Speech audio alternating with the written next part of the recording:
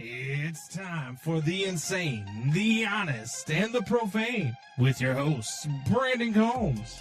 Jed Hoyer has been a coward as a GM. He doesn't go out and he doesn't make the big splash signings. He doesn't spend the money in the right places. But then I don't let Craig Counsell off the hook because, yes, did he get put in a bad spot with this rotation by Jed Hoyer? Absolutely. But then you didn't put those guys that you did have in a position to succeed in the playoffs. And Ryan Fitzgibbons. I mean, if he's just as good as Justin Fields, it's probably the worst draft pick in the history of Bears football. It probably is. And one of the worst draft picks in the history of the NFL. It's Combs and Fitz, Windy City Sports Talk, right here on ChicagolandSportsRadio.com. And welcome to Combs and Fitz, Windy City Sports Talk. It's your boy, Brandon Combs, along with my guy, the man, the myth, the legend, the guy who thinks that defenses don't win Super Bowls anymore. Here we go. Ryan Fitzgibbons. See, I've had a couple of problems this week. First of all, simulcasting the game. Yeah. I sat weird on the couch and my back hurt for a couple of days. Just want you to know that I'm okay, though. I know you were worried about me. I know you were worried about me, but I'm okay. Two, I feel like I'm getting trolled on Facebook by this douchebag. I just want you to know he's a Texans fan. And he said, his name. I'm not going to tell you his name yet. You can guess. If people don't think that the Houston Texans are going to be a problem in the playoffs, they're crazy. That defense is a problem. As much as I'd love to see a rematch of Super Bowl 20, I think Houston is winning the AFC. I don't think that whoever that guy is a genius. I don't think he's I think he's actually really, really smart. And I think he's 23 what we call a KOB, a knower of ball. This 23 hours ago. And I there's not a lot I disagree with that other than them winning the AFC. I mean, can they? Yeah. Yeah. And I mean, you did proceed to say that at that point you go with the better quarterback when then that person just kindly remind you and wasn't really trolling that last year's trolling a little was bit. Not won by the better quarterback. He mentions in here that I don't watch games. Well, I just said he mentioned it. Watched a few games. I mean, he mentioned, not I. He mentioned you should watch a few games because. You know, I said, doesn't it make more sense that Buffalo would make it? No more. Did you see what Houston did to Buffalo? Allen could be the equalizer. And I'm not talking about Denzel Washington. Very fine actor. Very good movies, too. Equalizer, if you ever have some time on Are you good? I just wanted to say mine. About movies. Now you're talking about movies. I think I represented this troll's point fairly, and I wanted to show my counterpoint. So a month ago, we saw the Houston Texans take on the Buffalo Bills. And in that game, Josh Allen did not throw for any touchdowns, and he threw for 2 interceptions, and he was pressured on 76% of his dropbacks. Jesus. So we've seen what this defense can do to that Buffalo Bills offense and the havoc that they can create. And when you look at this AFC playoff picture, I don't think there's a team that this Texans team can't create havoc on and just create chaos. I think that this Texans team is a team that is built to win on the road and at home. I just do, because they can get to your quarterback. They can force him into mistakes, as they did with a guy who's really one of the top 3 in the NFL in Josh Allen. So I that's why I do think that the Houston Texans are going to the Super Bowl. And a lot of people gave me flack for this because I'm a Bears fan, and even Bears fans don't want to hear it yet because they don't want to believe yet, or they just don't want to jinx it yet. I think the Bears are going to the Super Bowl, man. I really do. I think this Bears team can win the NFC. Wait, under your logic with the Texans, why aren't you applying that to the Seattle Seahawks, who you saw, really just confusing Brock Purdy pretty much all game. Brock Purdy throws another interception. I just feel like his ball is just conducive to interceptions. Well, but anyway, Brock Purdy, it's easy to confuse Brock Purdy. He throws a lot of interceptions.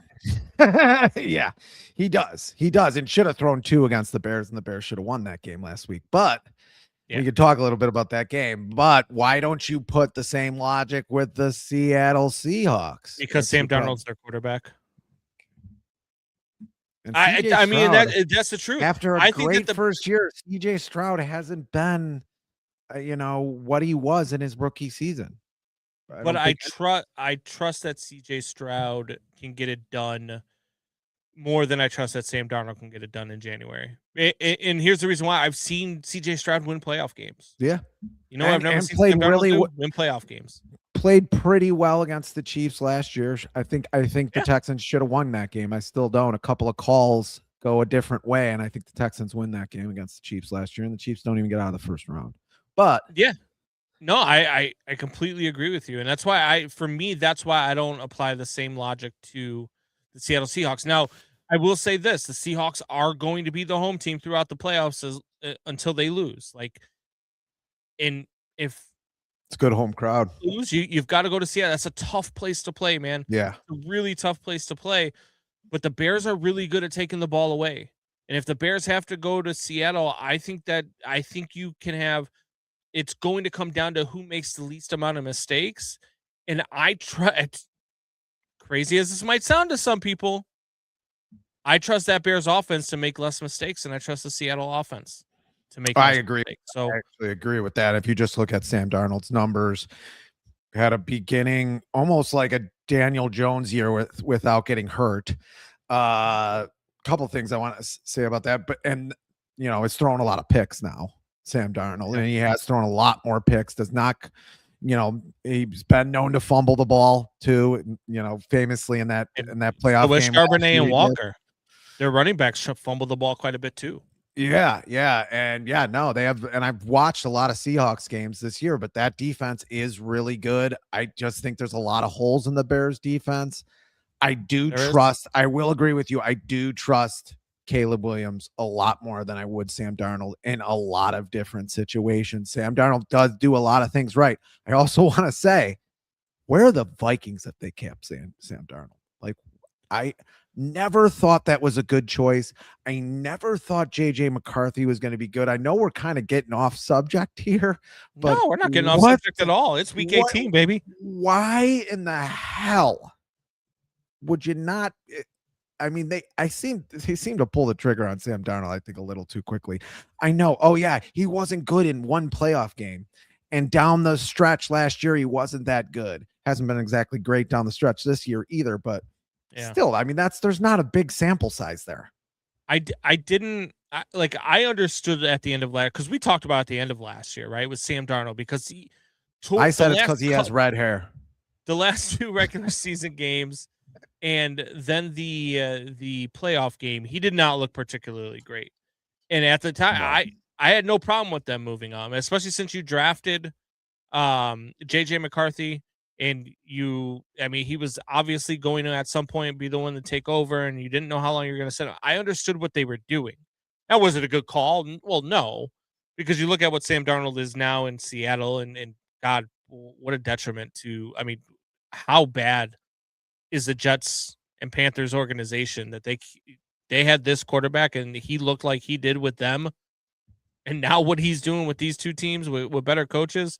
Boy, they better get their stuff together relatively soon. But I think that had they kept Sam Darnold, I think that the Vikings are probably in the conversation with the Bears of the NFC North title. I really do. I think that he makes that big of a difference, especially compared to what not only, I mean, obviously he was hurt for a little while with JJ McCarthy, but I just think Sam Darnold produces better numbers, especially with a wide receiver core that was ready, a running back that was ready, an offensive line that was ready, a defense that was ready. I mean, they had so many things put together.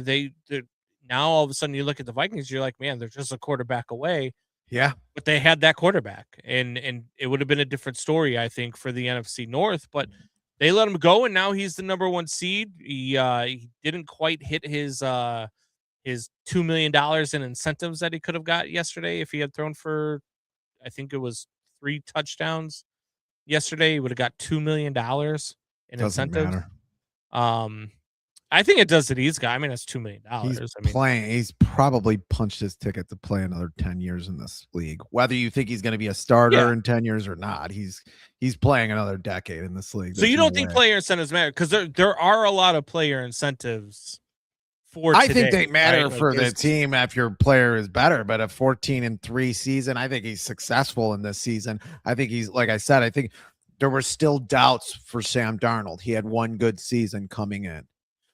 Now, it was one good season. He finally got the right coach. He wasn't in Carolina or New York or the Jets where he started his career. He didn't have, but he has one good year, and there's still some doubts. I mean, there's still going to be doubts on Caleb Williams next year. I don't think they'll be very founded because I think he's had 2 good years, and I think this year you can almost definitely say is a great year for Caleb Williams. Well, I think it matters for players though whenever you tell a player they can make a couple of $1 million. Oh yeah, I mean obviously it's going to matter, but I think it matters more that he's 14-3.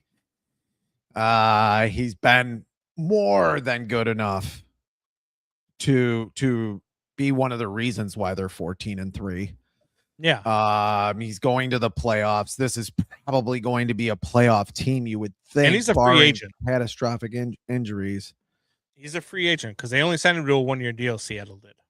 Yeah, I mean, he's going to be able to go to a lot of teams if he wants to. I bet he just stays in Seattle. I don't know. Seattle's not going to get a high pick in the draft. What are they going to do here? Who else? I don't know why Seattle wouldn't. Yeah. You don't want they don't want to make the same mistake that the Vikings just made that we just talked about. Yeah, exactly. I mean, I just think there's a lot of, I think it's been a rousing success for him. The $2 million, who cares? He's going to make like $300 million over the next 10 years, probably more. Like, it's still $2 million more dollars. I mean, I agree. I look at a lot of, especially going into week 18, I look at a lot of player incentives, right? Like Tony Pollard today needs 66 rushing yards to activate a $250,000 bonus. And yes, $250,000 to guys like you and me, ton of money. $250,000 to a guy playing in the NFL, maybe not so much money, but it's still an extra $250,000. Yeah, no, it is. And these guys would love to hit that. And these guys are paying managers. They pay crazy taxes. Like, it's not, all that money isn't going to them. Deebo Samuel too. Deebo Samuel's an interesting one because he has only hit 90 yards receiving once this season. They go up against the Eagles today, who are resting all of their starters, apparently, even though they need to win to get to the 2 seed and need a Bears loss and all this other stuff. But they're going to rest their starters, they said. Samuel needs 93 more receiving yards to get an extra $200,000. That's an interesting one. And that's one that you start looking at the player props when the betting wise goes and you start, man, what are my odds for him to get 90 plus yards receiving? Because now not only am I putting my money on the line, but I'm putting my money on the line with a guy who has something to play for. And he wants to hit that just as much as you want him to hit that. So when you start looking at it from a betting perspective, it's like, okay, that's interesting. These are some things in week 18 that you can go to. Obviously. Because I'm not a degenerate gambler like you. But Khalil Shakir, $150,000 for 5. So he needs 1 receiving touchdown today against the Jets to get an extra $150,000. Khalil Shakir, not a guy who gets paid a ton of money in the league. There's another one that go look at what Khalil Shakir's anytime touchdown prop is, because bonuses they're going to try to get it to him, especially when their teammates know. Yeah, and there's bonuses that been in players' contracts forever. I mean, Charlie Comiskey famously took guys out of games so they wouldn't have enough innings to get their bonuses. The Charlie Comiskey that used to own the White Sox. And even if it's not Josh Allen under center, and even if it is Mitch Trubisky under center, now it's even more of a reason to play the Khalil Shakir touchdown prop, because you feel like the backup is going to feel more pressure to get one of their starting wide receivers his bonus, right? And then not only that, but there's probably something in it for him. Hey, you get me an extra $150,000, maybe I'll throw $25,000 your way. You know what I mean? Like, so there's things that go into this. So when you go today to the betting markets, if you're a bettor like I am, when you look at these games, especially in week 18, some of these are hard to bet on, right? Because you don't know how long starters are going to play. You don't know how long, this guy or that guy is going to play, whether or not a team's going to start pulling people because they don't think, another team might be losing and they don't need to, you know what I mean? So there's all sorts of things that could go into this, but those are the props that you start looking at in week 18 when it comes to the betting lines. Look at guys with player incentives. Calais Campbell needs a sack to hit $1 million. I would definitely bet the Calais Campbell prop. You got Calais Campbell with $1 million on the line just to get one sack. I mean, yeah, I'm going to play Calais Campbell. Same thing with Von Miller. Von Miller needs one sack. He's going up against the Cincinnati Bengals offensive line. Von Miller's getting a sack. Von Miller's not, or I'm sorry, now Myles Garrett with the sack record online. Myles Garrett might get 4 today with that Bengals offensive line. So those are things that you want to look at. A beast. Absolutely. A motivated Myles Garrett scares the crap out of me. But just looking at Sam Darnold's numbers, and this just occurred to me he has 25 touchdowns, 14 picks. Yeah. Caleb Williams, 25 touchdowns, 6 picks. Now, Sam Darnold has 10 more percentage points on his completion percentage. Does completion percentage matter that much when you got 8 more picks? Adjusted completion percentage to me is what matters more than completion percentage. Well, yeah, when you come down, Caleb Williams throws the ball away a lot, and a lot of that is they've had a lot of busted plays.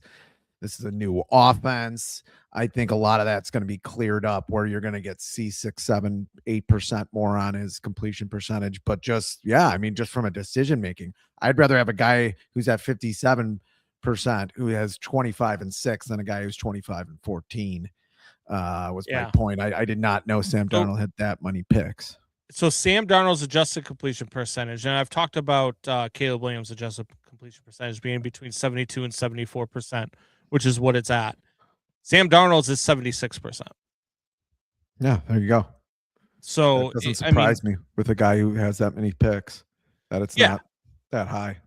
And a guy who's more prone to make a few more mistakes. And that's why I think that when you start looking at the Bears and you start looking at the playoffs, and look, there's a lot of chaos, and I want to get into that chaos here as well, because a lot of things think on that last play that Caleb Williams' habit to not throw picks did not serve him in that last play against San Francisco? Because that's what I think. The ball was dirted when it should have been high. You don't throw the ball high there if it's not the last play of the game. Yeah. But you do throw it high there if it is the last play of the game. And I feel like, I know he's under duress and he's running around and maybe he doesn't think of it. I'm just saying your habit takes over in those instances, and maybe you throw the ball too low there because it's a little higher. It's probably a touchdown. It's another one of those cases too where I talked about last it play of the that 49ers. Play, if you remember. I talked about before that play. Roll it out to the right. Because when he's rolling out to the left, man, it's just it's an awkward throw for a right-handed thrower to have your front foot and your throwing arm out ahead of you. You want them behind you. You want to be able to get something into it. Even as you're running, you can at least plant and still get a little bit more off on the throw. They keep running them off to the left. And I get that sometimes you're on the right hash mark and that plays into a lot of the account. But, man, you've got to put your quarterback in a situation. And I think Ben Johnson did a good job of explaining that after the game, that it took him way too long to get the play call in. They were trying to rush. And then Caleb did a good job of not throwing Ben Johnson under the bus, talking about, we didn't get things in the way we wanted to. We didn't do this. We didn't. And San Francisco, accountability for it. Kyle Shanahan said he was going to call a timeout. This is the last play of that game. Kyle Shanahan said he was going to call a timeout. Didn't call a timeout.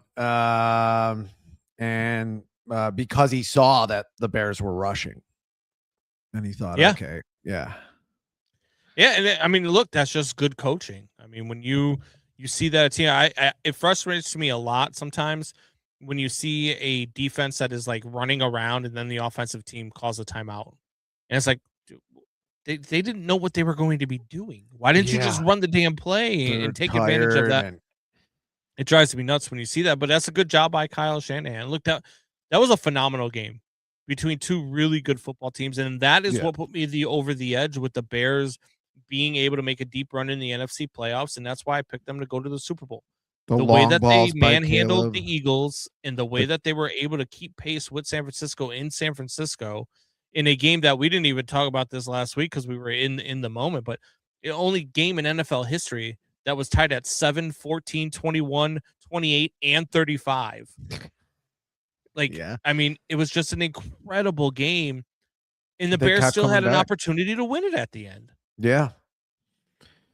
Yeah, I mean, I just think it's I don't want to go back to ref calls a lot, but it's a shame that that's not a pick. Just a terrible throw by Purdy, and that's not a pick. Great play by CJ Gardner-Johnson. I just don't see why that's an illegal hands in the face there. That's just a bad call, but and did cost them the game.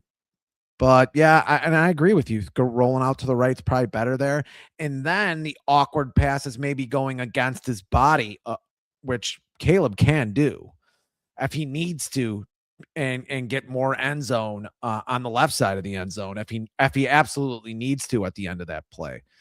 Instead of going to the right of his body, he's not going to go to the right of the hash mark, come back to the right of the hash mark when he's going to the left. He might go over his body if he has to on the last play of a game. There's just nothing else he could do there. And people are saying Colson Loveland. I just don't think that's a play that's going to happen there, especially with all the chaos that's going to happen. Colson Loveland was open in the back of the end zone. He kind of was. I just don't think that was a viable choice. Yeah, look, there's been a couple of games this year where I've tweeted out, and it's not just about the Bears either. Like the officiating in the NFL as a whole, and we talked about this a couple weeks ago. Yeah. It's just atrocious. It's at an all-time bad level. I mean, yesterday in that Panthers-Tampa Bay game, I mean, the Panthers had a crucial drive in the opening drive of the second half. And you get a call that goes against the Panthers. I mean, and it's just bad. It was just a bad offensive pass interference. They're within 2 yards. They're hand fighting. They make contact within 2 yards, which you're allowed to do, and you get called for offensive pass interference. It was just a bad call, and they called him out on the broadcast for it too. Dan Orlovsky, which I'm shocked that I'm agreeing with some Dan Orlovsky takes. I think he's an idiot, but Dan Orlovsky calls out the officiating in that game too. And I mean, you can't. You're deciding as an official. You are putting your flag and your opinion in the way of a team's opportunity to win a division. I mean, that was a crucial drive to open up that second half. They were only down 6. They did a great job to only be down 6 at the half. They were driving, and all of a sudden that play that they take back, I mean, that put them into plus territory. They're all of a sudden they're in Tampa Bay's territory and they're driving. They put 7 points on the board there. It's a completely different ball game, but they don't. And then, yeah, like Jeremiah Murray says, a Bucs player rips off a Panthers helmet. They missed that one. They missed another one that was a blatant holding call. I mean, just so many things that they miss, and it's like it's hard for the NFL, especially nowadays, man, with all the stuff going on in the NBA, especially with legalized gambling now, to have stuff like this going on. The NFL has got to get a handle on this quick. They've just got to, just for perception purposes. You gotta pay. You gotta pay him more. You gotta pay him more and make it a more prestigious job. What the perception is either A, you either have the most incompetent referees in the world working your sport, which one, that's a problem and you should probably fix that. Or two, you've got guys who've got money on the game officiating your sport. Because it's the only way that these two things can happen. That's the only way that these bad calls and these mistakes are happening. They're either incompetent and just terrible at their job, or they're betting, or I guess the third option would be both. Who is investigating that anymore? Nobody. I mean, I don't think ESPN is investigating that. Brought to you by DraftKings. I don't think Fox Sports is investigating that. Brought to you by MGM. until it comes out. It's going to be like the NBA. They're going to try to hide it just like the NBA did until something happens and it comes out and the FBI has to get involved. And honestly, who broke a lot of those stories with the NBA? I know that there was the FBI got involved, but who broke a lot of the stories in the background were podcasters. Podcasters are having to break this stuff because there is no investigative journalism anywhere really anymore, but there's definitely not any in sports. Everyone's in collusion with each other. And it's very hard to watch these games and not to think, looking up what they're making a year, $250,000. That's not a lot of money when you can make 50 to 100 grand on one call that's blown. Yeah. And that's the thing. I mean, you look at some of the stuff. Pablo is up in everyone's business. We talked about him. I forget his Pablo Torre. Yeah, who we talked about him when we talked about the basketball. That's where we got a lot of our information on that when we were talking about the basketball. I guess you could call point shaving. Well, not really point shaving, Yeah, but if the NFL wants to get out in front of this and wants to get away from that perception, they've got to do something. I mean, regardless of whether or not you make them full time, you've got to have some. And we've talked about this in baseball. There's got to be some sort of disciplinary action for being this bad. If you're not gambling, then fine. Then the only other option is you're just really bad at your job, and there needs to be some punitive action for that. And it can't just be an apology from the league sending an apology to the Panthers. Hey, we missed this call, and then the Panthers are sitting at home next week when they could have been division champions. Like an apology letter from the league does not suffice the fact that you have incompetent officiating. That it just doesn't do that. So there, like I said, and I'll keep saying it, it's either gambling or just poor officiating and guys who are really bad at their job. I've said for a long time, and I've been a big proponent of this. I used to do this when I was on Man Hour, is look at the numbers. Where do the numbers lead you when a big call happens? Where are the numbers lie in Vegas? Who stands to make the most money? Is it Vegas or is it the public? And 9 times out of 10, you're going to find that these bad calls lean the side of Vegas. And that's another bad look at the NFL. I do not have to look at the numbers of a 49ers Bears game at the end of a season where the Bears are going to the playoffs to tell you where those numbers were going. Definitely more people were betting on the Bears, and the Bears were 3.5 point underdogs, and they lost by 4 points. Yep. And they did not get the better calls in that game. Correct. Yep. On Saturday night, they did not get the better calls. I mean, you had the touchdown taken away, which was a horrendous call in itself. You had the interception taken away, another horrendous call in itself. Like you get all these points taken off the Bears, and they lose by 4 points. I mean, it's just a bad look. The NFL has got to do something about it. Yeah, no, they do.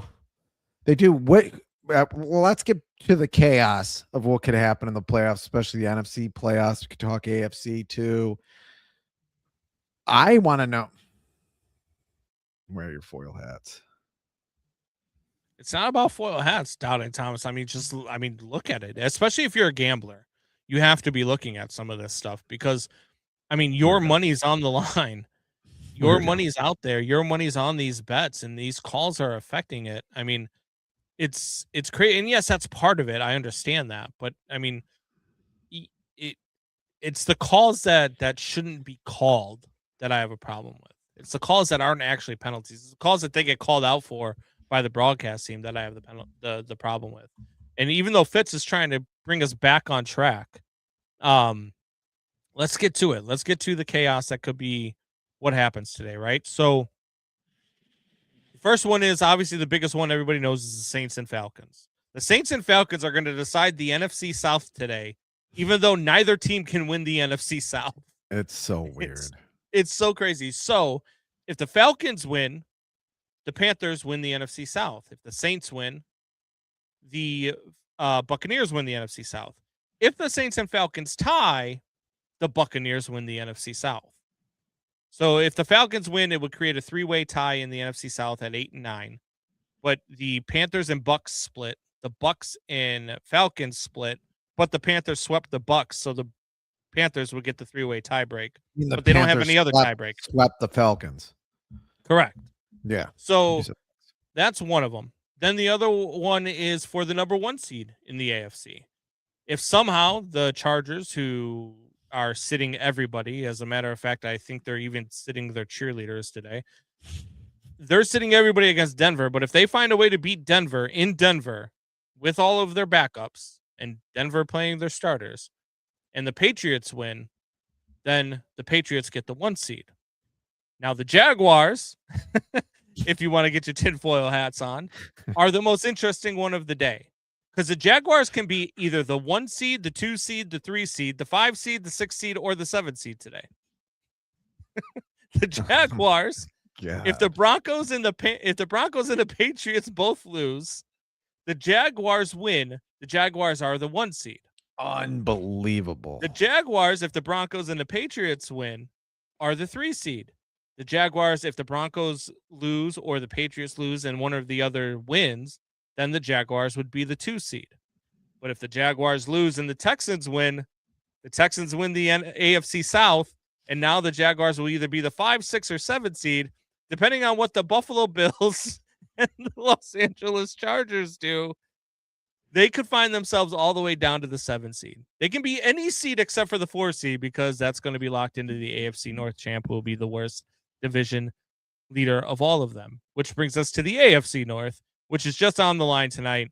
Winner wins it. Steelers, Ravens. Winner wins, loser goes home.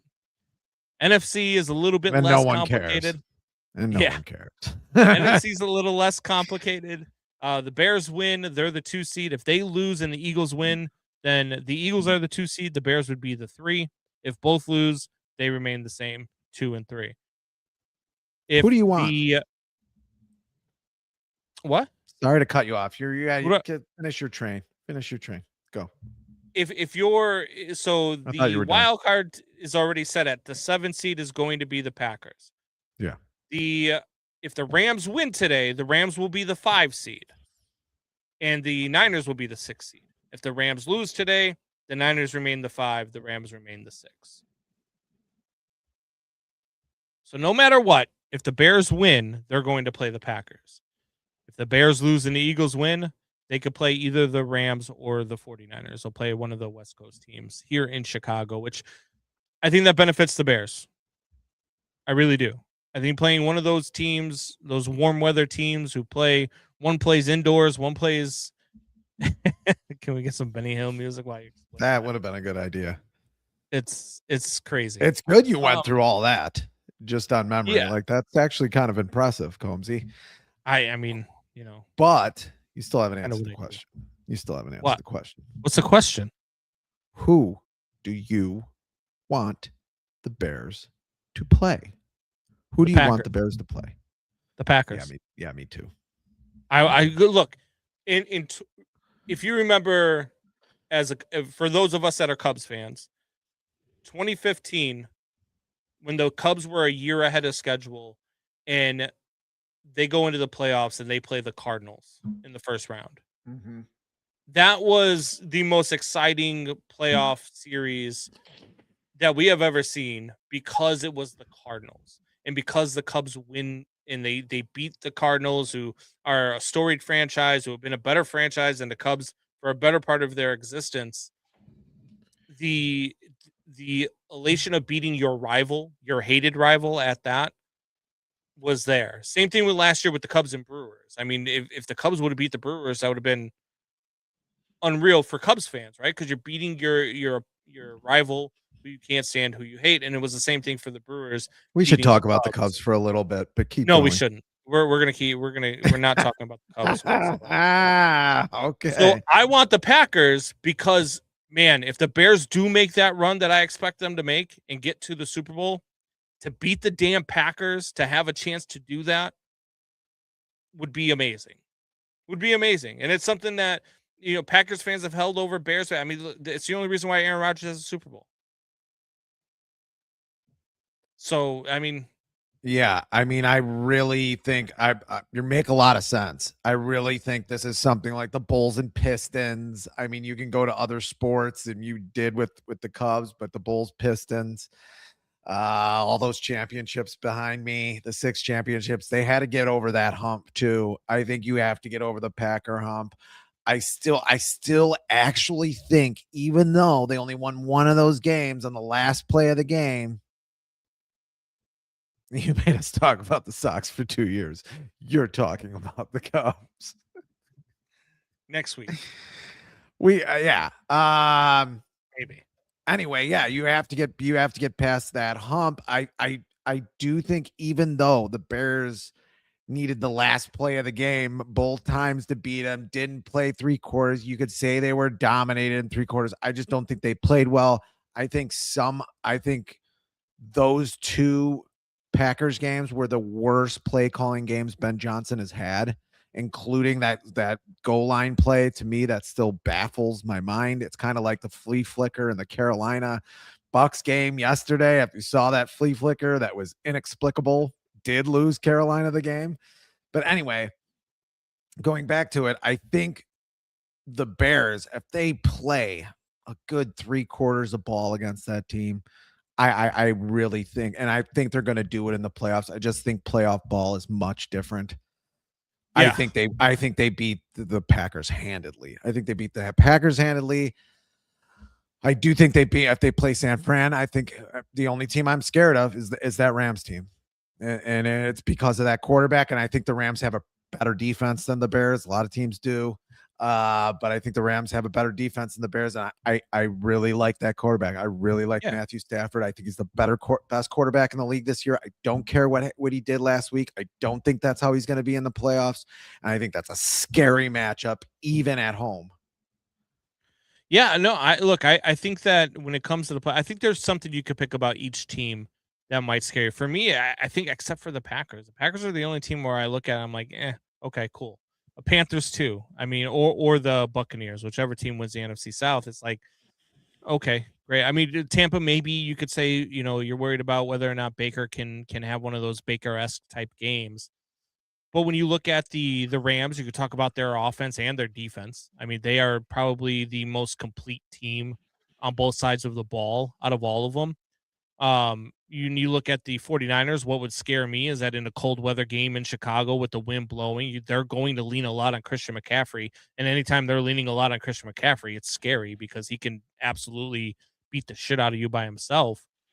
And then you look at the Eagles, they're defending champs. They know how to win. They know how to win in January, and they've shown that. And then when you're looking at the Seahawks, it's obviously their defense. Their defense can shut you down. So I think there's something to worry about in all of them, but I'm not saying that I would pick against the Bears in any of them. Yeah, I mean, the Eagles are a different team than they were when the Bears played them that Friday. I just think they're a better team. I think the Eagles have a lot of years like that. We're sort of at the back half of their season for a little bit, maybe the beginning of the third, fourth quarter of the season. They play a little bit. They did the same thing last year, and a lot of people doubted the Eagles last year. And then all of a sudden, they started playing well. Saquon Barkley's playing better. That defensive line is still very talented. With the Eagles, I think it'd be hard to sweep them in a season for 2 games. I think that's a very hard team to sweep. I would still rather play them than the Rams. I just think there's just more. I mean, I just think Stafford puts 4 touchdowns on you. Stafford could put 2 or 3 touchdowns on you in that first half and quiet that crowd down. Now your home field advantage doesn't mean anything, and now you're scrambling again in a second half. What I want to see, no matter what, is them to get out to a good couple of quarters, no matter who they play in a playoff game. And they got to do that by running the ball, because their defense is porous and they can't sack the quarterback. I mean, I'm not even gonna say pressure the quarterback. They can't even sack the quarterback. I guess pressuring more is more succinct, because a guy has like 7, 8, 9 seconds.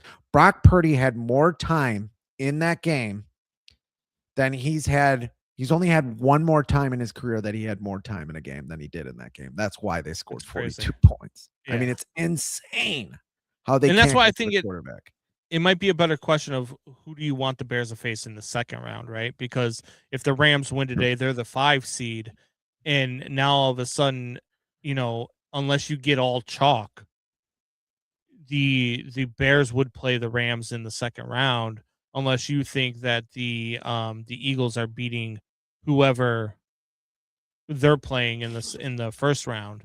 Then the Bears would get the Eagles because the number 1 seed gets the worst out of the 5. But I mean, it could be interesting. Could be extremely interesting. It's interesting. I mean, I think, yeah, it's just, I just think especially the only way you'd be able to beat the Rams is to run the ball a lot. And I haven't seen that with Ben Johnson. I don't know what he thinks is wrong, or maybe it's just matchups that he's seeing that I'm not seeing. But the running backs for the Bears, 17 rushes again in that San Francisco game. Now, I'm not saying that the offense did bad. They obviously put up 38 points, almost put up 45 or 44. They're not kicking the extra point in that game. But I mean, I think you're going to have to run the ball and keep Stafford off the field. You're going to have to run the ball and keep even Jordan Love off the field. Rams or Niners, who has a better chance of upsetting the Eagles and then upsetting the Seahawks? Is it the Rams? I have to go with the Rams. I think they're pretty much somewhat even teams. And I think the quarterback is definitely better with the Rams. Yeah. No, I agree with that. He wins the MVP. Stafford wins the MVP. Means we want the Rams to lose today. That's the way that happens. Otherwise, it's almost a given that the Bears would play the Rams in round 2. Yeah, Jeremiah says you don't get pressure on Stafford. The only other way, because they're not going to get pressure on him. Let's just say they're not going to get pressure on him because they probably won't. Unless it's freezing outside. The only way is he has the ball for 23 minutes, 24 minutes. Their offense has the ball for 23, 24 minutes. Bears have the ball for 36, 37 minutes. That's how the Bears win. I just don't think they're going to get pressure on these quarterbacks. And to do that, they're going to have to run the hell out of the ball. I don't know what happened where we're starting every game off with 6 or 7 passes. I just don't. It hasn't been good. And it set them behind the 8 ball in many games. Yeah. I mean, you look at last week against the 49ers. I mean, they get that pick 6, but then after the pick 6, the Niners come back down and score. And then the Bears went 3 and out, I believe. And then the Bears defense stops the Niners. And then I think that was the last stop of the game because I think every team scored a touchdown on every offensive possession that they had after that until the Bears did not score on the final drive. But look, I think that this Bears team can compete with anybody. And I trust Ben Johnson. I trust this Bears offense. I trust this Bears quarterback who, let's talk about this now. Week 18, 270 yards away from 4,000. How bad does Caleb want it? Because you already know that he wants it. It's on his list of things that he wants to accomplish. How bad does Ben Johnson want it, especially against the Lions? And to do this, I think that they air the ball out quite a bit in the first half and see where they're at from there before they decide on what they're doing with the entire. I just don't think. I don't know if it's a blowout, but I think it's so out of hand that I don't even know if Caleb plays the whole third quarter. That's my problem in this game, or plays a little bit into the fourth quarter, if that. But do you think that let's say Caleb in the third quarter let's say he's got 230 passing yards. Do you think that Ben Johnson and Caleb care enough about getting to 4,000 that Caleb finishes out the game? I don't think. I think those guys are have one focus. Not sure why I can't say that word, but they have singularly focused. I think they are. And I think I just think in this game, even if it's like you said, 40, 50 yards away, I think he's sitting down. I just think there's just too much of a chance for injury. He gets injured, this is over. I mean, even in that San Francisco game where he wasn't sacked, he was pressured a lot, and he got out of a lot of pressures. Tyson Bagent is not getting out of those pressures. He gets hurt. That's it. This is over. I just think he was really. And I agree with Jeremiah. I think he said it after that Packer game. I think his game has just gone to another level. I think a lot with the touch passes and the long passes in that San Francisco game, and that's been on for a little while now. I mean, there was a pass to Colston Loveland that was unbelievable. That wasn't really a touch pass, but over his shoulder. Yeah. I mean, just I don't think it matters. I agree with Jeremiah. 4K. He says they're getting him to 4K. It's a goal for them, and Ben even admitted it. I agree. I think that they're airing it out. I really do. And I think that it matters to Ben that the Lions hung 50 up on him in week 2. And I think he wants to. Oh, I'm sure it does. He's a super competitive guy. I think he wants to return the favor, and I think that the offense, I mean, look, there's always a risk of injury. I understand that. I get that. And if for some reason, knock on wood, Caleb were to get injured in the fourth quarter of today's game and the game's already, Bears with a 2-touchdown lead or something, fans will go crazy, especially when you have a young team. I'm never a fan of sitting them, whether it's for a game, for a half, whatever the case is. I let them play it out. And if I have a guy like a Patrick Mahomes who's won 6 Super Bowls and we've won a bunch of divisions in a row, then yes, you're sitting your starters week 18, you're getting them some rest. But it's the same reason why you play your young players as much as you can in the preseason, is because you want them to get them reps. You want them to get that. And the Bears have never been, this Bears team, I should say, has never been in this position in where they're going to the playoffs, in which they're playing for seeding. This stuff means something, and it's got to mean something. You've got to teach them that it means something. And then as they grow in this game, as they, get some experience, as they become veterans in this game, then sure, yes, then it's okay. Once you've established the fact that you can win and keep winning and do all that, then sure, if you want to sit your starters in week 18, you go ahead and you do it. I think they play it out. I really do. There's no juggernaut in this NFC, meaning, you could be there is a way where you could be in a championship game at Soldier Field if you're 2 seed, and maybe not be if you're 3 seed. There's a scenario where that happens, where Seattle doesn't make it to the championship game. That could happen. Yeah. I think they're a good team. I think they got a good chance at it, but can we get to something else? I mean, there's really a scenario where you don't get it, and this would be a crazy one, but I've said this before. I think this could happen. I think there's a scenario where you don't have an NFC West in the NFC title game. Carolina has already beaten LA in Carolina. They've already beaten the Rams in Carolina. They've already beaten San Francisco. They didn't beat Seattle, but they beaten the other 2 teams. They also, the Eagles beating whatever West team that they have in week 1 in Philly in the cold. And then Sam Darnold choking in round 2, which you've seen before. Yeah. So I do think that there's a path where you don't have any NFC West teams in the NFC title game. I just don't know if that NFC South, I don't think either team, from what I watched yesterday, is good enough to beat either NFC West team. No, those are too bad. It was good. I was going to text you. It's like Thomas's comment. It's good to see 2 teams that are okay, that the Bears are so much better than. You don't want to talk about the CFP real quickly here? We can talk about it if you want to. Look, I don't think it the only thing I'll say about it is I don't think it matters what happens in the college football playoffs, whether they got it right or not. I think because I think Notre Dame would have ran both of those teams. I don't think Miami particularly shouldn't have been in. I think Alabama shouldn't have been in. That's my take. That's always been my take. They lost 3 games. Indiana murdered them. Yeah, Indiana murdered Bama. Yeah, and I don't think they should have been in it. They lost 3 games. Let's go to the professionals, like I said back then, who do it all the time. In the NFL, you just wouldn't have been in the playoffs because you lost 3 games. Sorry, I don't care who you played. My title game is still alive. I have Indiana versus Ole Miss in the title game. We did this a few years ago. Did you see the name of some of these bowl games? It's stupid. It's so stupid. You had the Snoop Dogg Bowl this year. Yeah, the Snoop Dogg Bowl. The Snoop Dogg Bowl. The 68 Ventures Bowl. The Bucked Up Bowl, which is a workout drink. Which, yes, it might be. The Cricket Celebration Bowl. Are they talking about cricket, the phone that drug dealers use? Dude, it's just so. How about the Armed Forces Bowl that didn't have any of the Armed Forces teams in them?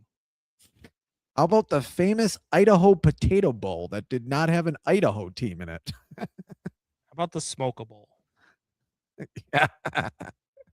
Oh wait, that was a Snoop Dogg Bowl. Scooter's Notre Coffee Dame wouldn't Bowl. beat Ohio State if they played them. You're out of your ever loving mind.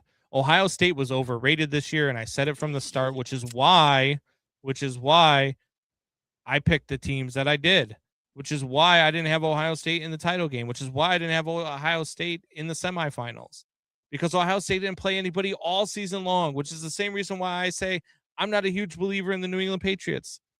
Because when you play a soft schedule and then all of a sudden you have to play real teams, it's kind of a culture shock. Ohio State. Yeah, and Drake May hasn't had great. Drake May, I don't think he'll win the MVP. I know his numbers are good and all that. I don't think he'll win the MVP.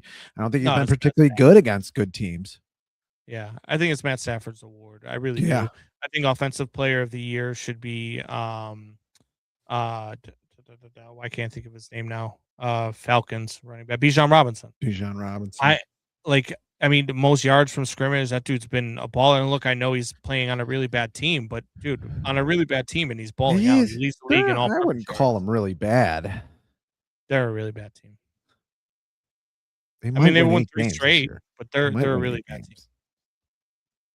I mean, if they played 10 times, come on. He's out of his. No, he said that at the end. He's just. I mean. I don't know why we entertain him, but that's why I said get his. I don't even pull up his comments anymore. You pull up his comment. Wow, that mad. Stafford is plus 240 if you like him. Yeah, I like that. I like that bet. Actually, I like that bet. I might even get the app to do that bet and then get addicted to gambling, as Dave Lauren was talking about earlier in the comments. Here's one that's crazy to me. Coach of the Year. Right now, Coach of the Year, Kyle Shanahan is the favorite. Mike Vrabel is second. Liam Cohen is third. And Mike McDonald is fourth. You could get Ben Johnson at 60-1 to win Coach of the Year. To me, that's crazy. That is. To me, that's crazy because Ben Johnson has done the same thing that Mike Vrabel's done this year. Take a last place team, win a division, have a chance at a number 1 seed, probably going to be a 2 seed. Same exact stuff. But the difference is that he changed the culture of the organization. The Patriots... and Mike Vrabel went to an organization that already had a winning culture, and that's not Mike Vrabel's fault. And I'm not demeaning the job that Mike Vrabel's done. I think he's done a tremendous job. But they've also played the easiest schedule in all of football. And when you look at what Ben Johnson does, look, I give Liam Cohen a lot of credit too, because Liam Cohen has started to make me believe that. Yeah, but that Jaguars team won a playoff game 2 years ago. I mean, what are we talking about here? He's made Trevor Lawrence look really good too, though. I mean, Trevor Lawrence. I mean, since week 10, nobody scored more or has been involved in more touchdown plays than Trevor Lawrence. Like Trevor Lawrence has looked like a competent quarterback under Liam Cohen, so he's done a tremendous job as well, and Mike McDonald as well. I mean, with the Seahawks, but none of them have done the job that Ben Johnson has done, and that's whether I'm a Bears fan or not. I would say this because he's changed the culture of an organization, and to me, that's what sets him above the rest of these guys. I mean, to be that bad, 60-1, 65-1, whatever the hell the number was, that's crazy to me. I think it's crazy. Yeah. I mean, this is a team that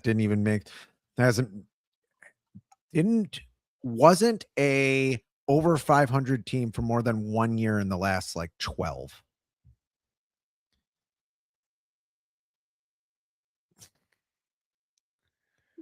Megan TV, we have two videos last week that have reached over 10,000 views. You guys better put up. You don't have. I don't need Doubting Thomas and his different monikers. She's got a point. She's got a point. You're just mad because he's got Miami up there. You didn't like Michael Irvin taking his belt off. Tell me Michael Irvin isn't on some. Well, I'm fine with look. Miami's not my problem. If you're gonna tell me, my problem was Notre Dame not being in over JMU and over freaking Tulane. Whatever they got the former, U.S. President Joe Biden, whatever drugs they gave Joe Biden to make his speeches, they got to be giving Michael Irvin the same thing. I mean, what the hell is going on there? Still a washboard stomach. I mean, the guy still got abs. I mean, how old is Michael Irvin? I mean, we're saying 50s here. He's very motivated. He's old. I think him taking his belt off, I actually think he thought he was at home and he was just getting ready for bed. With that many sexual harassment charges against him. That's what I think. Doubting Thomas, cocaine is a hell of a drug. I'm gonna put his comments up. I know you are. He drives me now. He drives. You're The weird part is I yell about him more than you ever do. I know. It's this ND thing with you, man. You gotta. Well, because people know they can push buttons, especially people who aren't fans of Notre Dame know they can push buttons, but it's a stupid argument. Notre Dame had heading into the final bracket, where they finally released a bracket and they're the final rankings of the college football playoff. Notre Dame had the third best odds to win the national championship. They were favored behind Ohio State and they were favored behind Georgia, who both now are out. And Notre Dame didn't even get into the college football playoff. Stop it. Yeah, I mean, I just think they should have made it over Alabama. I mean, I never said Miami shouldn't have made it. Combs can't help himself. Fuck you, Doubting Thomas. You are and always have been penis cancer in human form. All right, you ready to make our picks for the week? Yeah, I mean, it shouldn't take long. A lot of these games don't matter. Jeremiah so was saying the early slate. What's that? Jeremiah was saying that, and he's right. The early slate is pretty bad today. Yeah, so. It's not good. We'll rifle through them. Let's go. Let's start with the one that actually does matter. Saints and Falcons. Falcons are a 3.5-point favorite in Atlanta.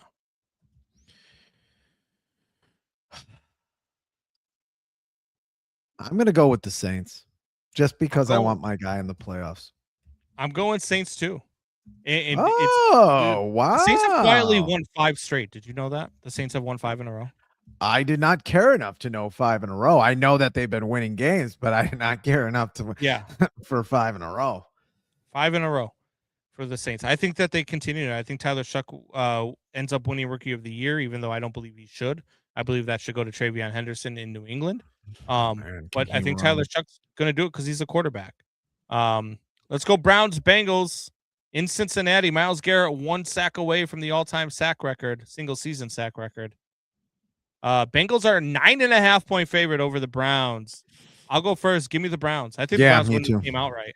Me too. I don't know if they win it outright. That's just too many points with the Cincinnati Bengals team. I agree. I don't trust that team. Browns are playing better as of late as well. All right, let's go Packers Vikings, the NFC North. Packers are sitting everybody. They're starting, I think, Joe Tooney or somebody at quarterback, Toon, whatever the hell his name is. Against the Vikings. Vikings are a 12.5-point favorite over the Packers, who are going to the playoffs at home in Minnesota. Where are you leaning here? I think Minnesota kills them. I think I don't care about the points, anything like that. I think Minnesota wants to go in on a winning note. If they only had Sam Darnold, they're probably in the playoffs. Well, they're for sure in the playoffs this year. So, yeah, I think they want to go out on a winning note. I just don't know if they can. And I think even the Packers sitting all their offensive guys, I just don't know. I think this has one of those like 10-7 or 10-6 games written all over it. So I'm going to take the Packers and the points. Cowboys, Giants, this game, it means absolutely nothing except for maybe to the Giants, who, if the Raiders win and the Giants lose, the Giants will get the number 1 pick. For that reason and that reason only, give me the Cowboys -3 because the Giants do not want to win this game. Yeah, absolutely. I'm taking the Cowboys. All right, Titans, Jaguars. This game does kind of matter because if the Jaguars win and a bunch of other things happen, they could end up from anywhere from 1 down all the way down to 7 if they lose. Jeez. Titans or Jaguars are a 12.5-point favorite. Where are you going? I think the Jaguars want to win this. I think the Titans are just out of it. I'm going Jaguars even with all those points. I think the Titans find a way to win this game. I do. I think they want to play spoiler, and I think they want to create havoc. And I think that the Houston Texans end up winning the AFC South, and the Jaguars end up the 7th seed. I think that's the one craziness that actually happens today. Give me the Titans over the Jaguars. Colts, Texans. Texans are a 9.5 point favorite. You know where I'm going. I think the Texans are going to Super Bowl. I think they roll the Colts. I think they roll the Colts too. I don't know about the Super Bowl prediction. You troll. Okay. Bills versus Jets. I don't know why this is a 325 game with all the important games, but it is. I don't either. Final game in Orchard Park in that stadium. They got the new stadium that they will be playing in next year. Bills are a 12.5 point favorite over the Jets. Jets suck. Give me the Bills. Yep. Jets do suck. Give me the Bills. All right. Chargers, Broncos in a game that matters for a lot of different reasons. Denver is a 14 point favorite because the Chargers are sitting everybody. I don't know if I trust the Broncos to win by 14 though. Like I think they win this game. That's a lot of points. But I'm gonna take it. If I have to go one way or the other, I'm taking Denver.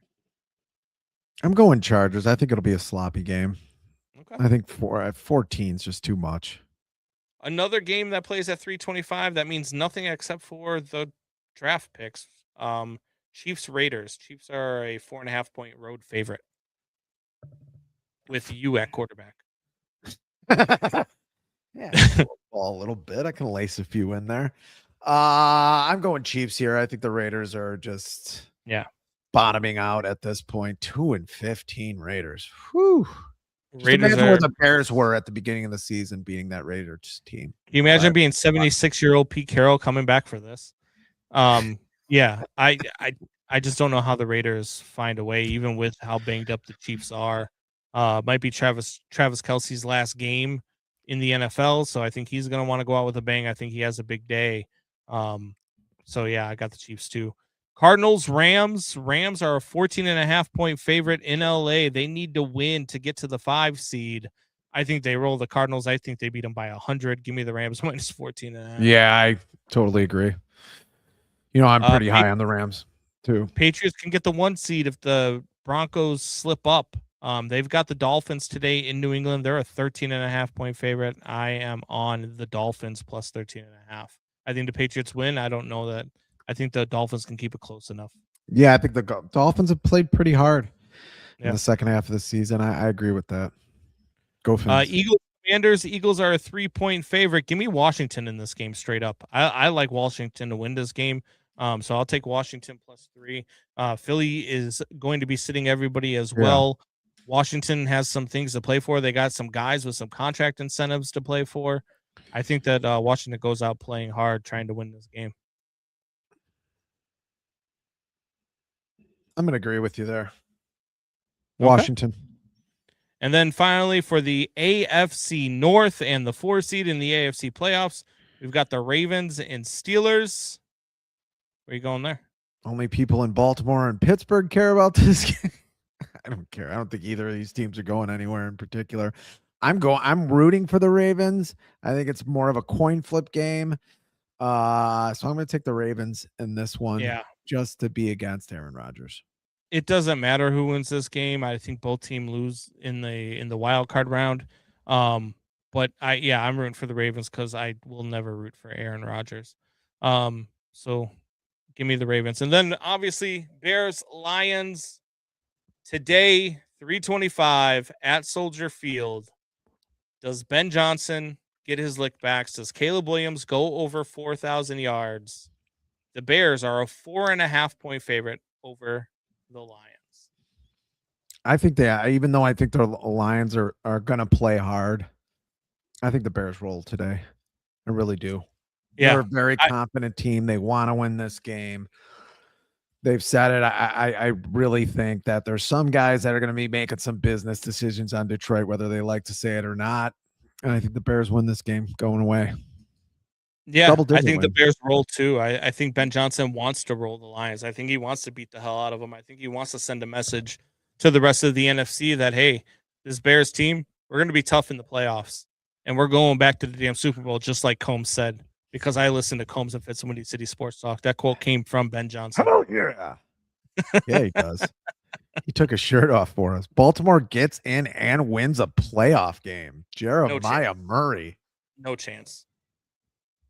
No chance. So you think that they're beating, at this point, it would be the Houston Texans. You think they're beating Houston? You're out of your damn mind. You got Lamar Jackson with a bad back and an offensive line that can't protect him. Houston's going to break him. You might see his upper torso on the right hash while his lower torso is on the left hash. Like, it is not going to be pretty if this Texans defense gets to Baltimore. All right. You ready to get out of here? Go watch some football? Let's go. We doing a post game? Yes. All right. Bears post game after the game. Affirmative. Join us. Affirmative. Very anticlimactic. Till next time, tell your friends, tell your neighbors, tell your enemies. Feel it.